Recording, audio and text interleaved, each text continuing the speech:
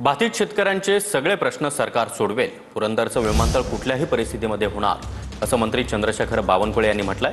तर बारामतीचं विमानतळ मोठं करा, तुम्हाला मोदी शहांना भेटण्यासाठी बरं पडेल, अशी खोचक टीका अंबादास दानवे यांनी केली आहे.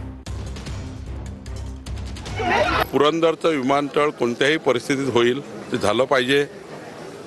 ही पुण्याच्या पश्चिम महाराष्ट्राच्या विकासाचं सर्वात मोठं पुणे विमानतळ हे पुढच्या येणाऱ्या 50 पिढ्याकरता अत्यंत महत्त्वाचं आहे. तिथल्या काही शेतकऱ्याचे प्रश्न असेल तर सरकार सोडवेल, पण त्या ठिकाणी कोणत्याही परिस्थितीमध्ये ती जागा भूसंपादन होईल. मग तुम्हाला फार विमानतळ करायचं ना तर बारामतीला एक छोटं विमानतळ मोठं करा ना. ते की बारामतीतून 60 किलोमीटर आहे.